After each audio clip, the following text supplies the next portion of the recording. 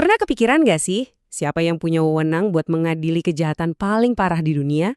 Kayak genosida atau kejahatan perang. Nah, disitulah Mahkamah Pidana Internasional atau ICC masuk. Tapi gimana ceritanya sebuah pengadilan bisa punya kuasa sebesar itu?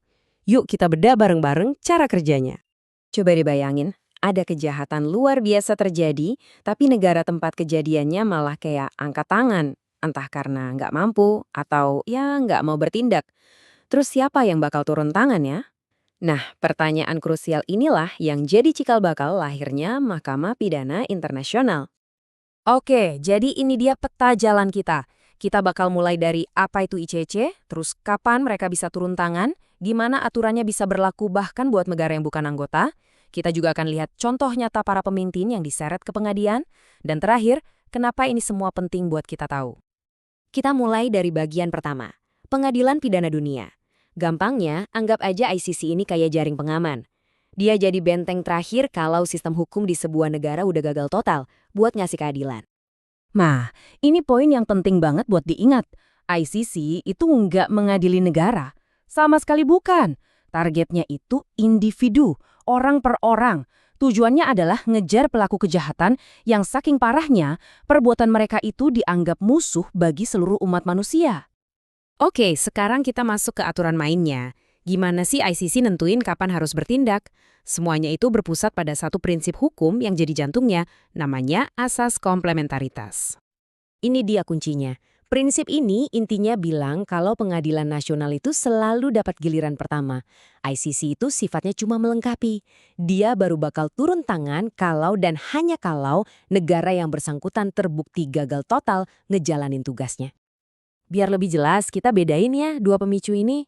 Tidak mau itu artinya negaranya punya sistem hukum yang jalan, tapi sengaja nggak mau ngadilin pelaku, mungkin buat ngelindungin.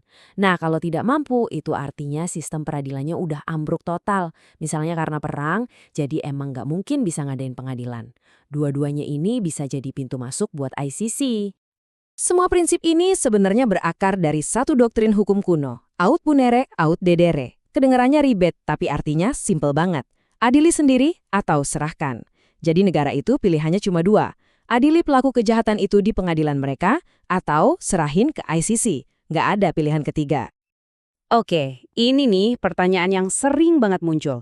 Gimana kalau suatu negara itu bukan anggota ICC? Apa mereka otomatis kebal hukum? Jawabannya mungkin bakal bikin kamu kaget. Kan kita sering denger ya argumen kayak, loh negara kami kan nggak tanda tangan Statuta Roma, jadi aturan ICC nggak berlaku dong buat kami. Tapi apa benar sesederhana itu? Coba kita lihat mekanismenya. Ternyata ada caranya. Sebuah negara non-anggota itu bisa secara sukarela mengundang ICC. Caranya dengan membuat deklarasi resmi yang intinya bilang, oke, khusus untuk kejahatan spesifik ini, kami menerima dan tunduk pada otoritas ICC. Nah, itu aja udah cukup buat ICC untuk mulai bergerak. Dan ini dia poin yang paling krusial. Yurisdiksi ICC itu ngikatnya ke individu, bukan ke negara. Inilah celahnya. Kenapa seorang pemimpin dari negara non-anggota pun tetap bisa diadili? Karena yang jadi target itu perbuatan pribadi dia, bukan kebijakan negaranya. Oke, cukup teorinya. Sekarang kita lihat gimana prinsip-prinsip ini berjalan di dunia nyata. Gimana sih ICC dan pengadilan sejenisnya benar-benar menuntut pertanggungjawaban para pemimpin? Kita ambil contoh kasus Ratko Mladic. Dia ini perwira militer pangkat tinggi waktu Perang Bosnia. Perannya dalam berbagai kekejaman massal bikin dia dapat julukan penjagal dari Bosnia. Dan inilah vonisnya, penjara seumur hidup. Putusan ini ngasih pesan yang keras banget. Pangkat setinggi apapun, jabatan sepenting apapun, nggak bakal bisa jadi tameng dari kejahatan genosida. Ini bukti nyata kalau peradilan internasional itu ada dan bekerja. Dan kasus Mladic ini bukan satu-satunya. Ada juga pengadilan untuk komandan lain, kayak Slobodan Praljak. Semua ini ngirim pesan yang sama. Jabatan komando itu bukan perisai. Para pemimpin militer harus dan akan bertanggung jawab atas apa yang dilakukan pasukan di bawah komando mereka. Jadi, setelah kita lihat semua ini, apa kesimpulan akhirnya? Apa sih pentingnya semua upaya buat menegakkan keadilan di level global ini? Oke, kita rangkum cepet ya. 1, ICC itu benteng terakhir. 2, dia baru gerak kalau negara gagal. 3, jangkauannya bahkan bisa sampai ke negara non-anggota.